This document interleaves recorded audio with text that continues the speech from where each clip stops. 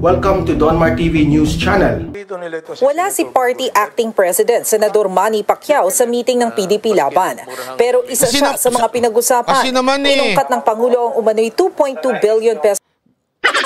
Masyado niya namang iniistorbo si Pacquiao. Mas mahalaga yung bagbaboxing niya. Alam niyo, totoo naman, mahalaga naman yung boxing ni Manny kesa sa politika at saka sa ano. Ang laki kaya nakikitain niya doon. O dahil malaki yung kikitain niya, malaki ang dapat niyang bayarang tax. O, BIR, pakimonitor yung tax ni Manny Pacquiao ha. Kasi matalo, manalo, malaki kita niya dyan. Alam niyo ba na may ganyang sa boxing? Sa totoo po yung boxing, bonus na lang yung manalo ka. Yung mismong kita nung game, ang laki na ng percentage na makukuha ng mga boksingero. Magbasag ba naman sila ng muka? Sa tingin mo, basta-basta lang magbabasag ng mga muka yan? Siyempre, malaki na yung kikitain yan. So BIR, abangan nyo na. Baka naman hindi nyo abangan Kasi hindi natin alam kung saan niya nilalagay yung pera niya, di ba? Miski na, kasi ano pa rin siya, Pilipino siya, senador pa man din siya, dapat magbigay siya ng halimbawa na nagbabayad siya ng maayos na tax. O, di ba? Kahit talo pa yan, limpak-limpak na salapi ang makukuha niyan. Baka mamaya magamit lang totally sa kampanya. Dapat may babayad sa tax ng Pilipinas yan. Tapos yung tax na yun yung gamitin pang cover ng PDP. LPDP naman si Manny. Yun nga lang, hindi pabor sa kanya. Pero yung tax na babayaran ni Manny pag uwi niya dito, yun ang gamitin sa PTB. Kaya sarate, quits na. Kasi ang magbabayad naman ng tax si Manny Pacquiao pag uwi niya dito. Tax evasion case laban sa senador. Not because gusto ko siyang habulin, ayaw ko. But sabi kasi niya corrupt. Kung corrupt kami, ikaw, when you cheat government, you are a corrupt official. Lalo na. So I remember na may kaso siya. It's still, I think with the courts. I do not know, but I'll check it. 2 oras ang itinagal ng recorded meeting ng PDP Laban na ipinalabas sa istasyong pinatatakbo ng gobyerno gamit ang tax ng taong bayan. Ang tanong tuloy, bakit nga ba ito inere sa PTV gayong usapang kampanya ito? Whenever it's newsworthy, it's covered. Kasi kung hindi po, masuskop naman sila. PTV is still a news agency, no? And of course, another example of a newsworthy event is the interment of the former Philippine president that was also True, maraming salamat, covered live by PTV. Yan, yung EJK, Bicoy, Motobatoy ring sa Senate, we're all waste of money. Pag meeting para sa continuity ng good governance is not a waste of money. Bumabanat! Ganyan ng mga banateros, hindi lang ako. Pati kayo mga banateros na. V4. Ito naman, di ba, nagpahayag ng suporta. Tapos nung tinanong sila kung paano yan, sabi ni Pangulong Duterte, baka go Duterte. Pakinggan natin yung sagot. Ng 3 dating presidente ng Pilipinas sa hugpong ng pagbabago ni Davao City Mayor Sara Duterte. Samantala, ang iba pang kaalyado ng administrasyon kasama ng HNP handang sumuporta sa sino mang i-endorso ni Pangulong Duterte sa eleksyon. Ayan si Daniel sabi ng kasi maraming nagtatanong, sabi ng iba, paano yan Banat Bay? Di ba tatakbo nga si Mayor Sara Duterte? Paano na yung mga nag-join na mga party? Ibig sabihin yung mga sumamang mga partido kay HNP o kay Mayor Sara, ano na mangyayari sa kanila? Kita nyo? In one day, ang sagot nila, kung sino yung i-endorso ni Pangulong Duterte, doon kami, susuporta kami. Ganyan na ho ang mga... Kasi nga, sabi ko naman sa inyo, Mayor Sara Duterte, malakas siya. Okay, tama naman tayo doon. Walang ano yan, walang question yan. Pero, we cannot still deny the fact, the reason why malakas si Mayor Sara Duterte, it's because of his dad, of her dad, di ba? Si Pangulong Duterte. Yun talaga ang dahilan kung bakit malakas si Mayor Sara Duterte. Kasi dahil kay Pangulong Duterte, ibig sabihin, yung respect na ibinibigay ng mga political party, dahil ikaw ay anak ni Pangulong Duterte. We like you because maganda yung okay ka, pareho kayo ng ama mo, pero if ever mabigyan ng choice kung ikaw at yung ama mo, hindi pa pwede. Dapat irerespetuhin natin yung tatay. Tatay pa rin syempre ang ano. Although, sabi ko nga sa inyo sabi ko po sa inyo kung tayong tatanungin, gusto natin Duterte. Kaya lang talagang feeling ko lang naman talaga, ayaw talaga ni Pangulong Duterte mapahamak yung anak niya. Yun lang ang pakiramdam ko Eto, panoorin pa natin. Masaya ang hugpong na... Sabi nito ni Charlotte din, banat si Isko ang very qualified na maging president.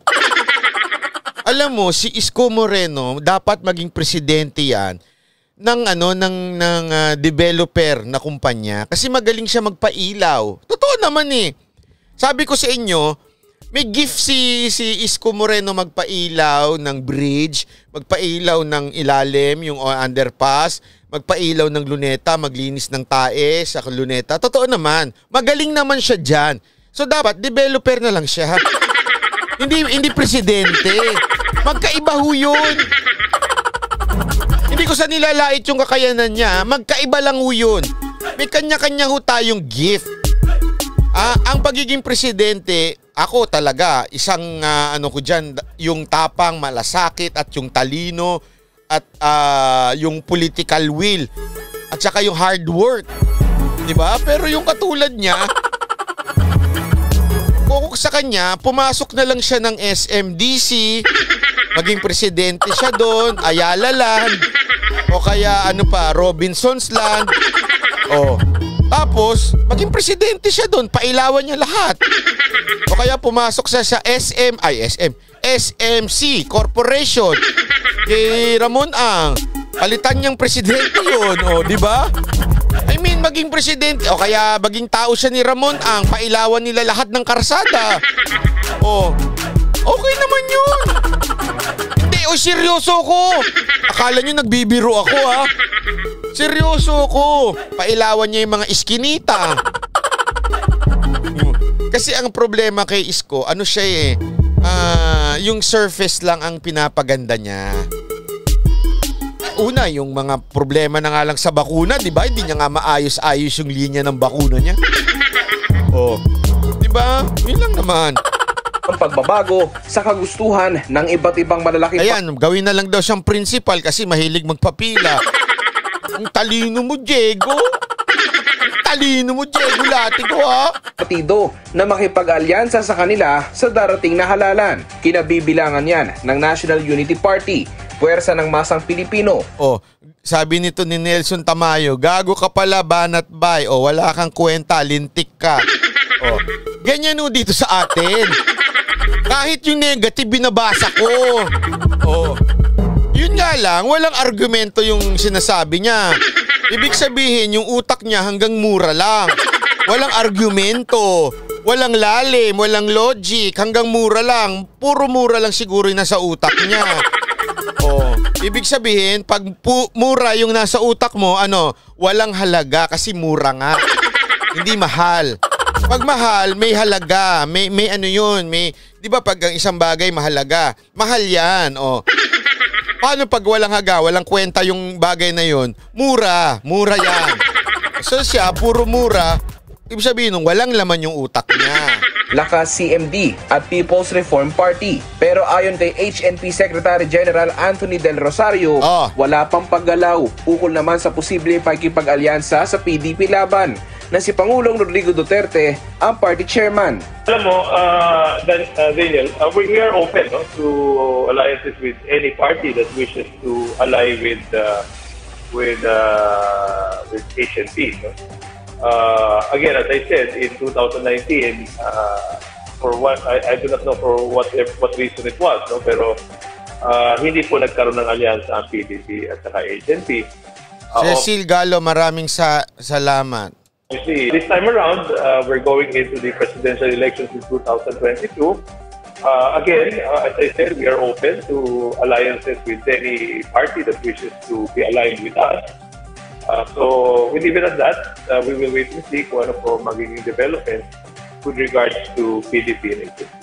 Kahapon ay giniit ng Pangulo na ayaw niyang patakbuhin ang kanyang anak na si Davao City Mayor Sara Duterte. Pero nirerespeto naman ito ng HNP na nauna nang nanindigan na ang presidential daughter ang kanilang manok sa pagkapangulo sa 2022. Alam mo, tayo naman pong lahat, actually, sigurado naman ako, karamihan sa atin, kung tayo ang tatanungin, nais nating patakbuhin talaga si Mayor Sara, di ba? Yan naman ang gusto natin. Ang problema talaga, kung ayaw ng tatay, sa tingin ko hindi matutuloy. Okay?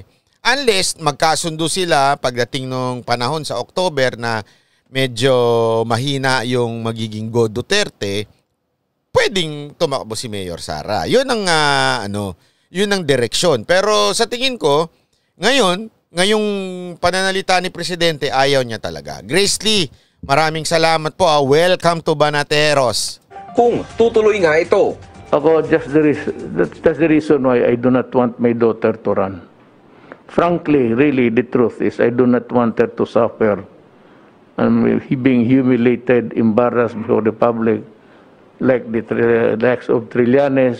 So, madaling salita, if the president is discouraging the mayor from running, then we will respect whatever is the decision of Mayor Sara pagdating ng panahon.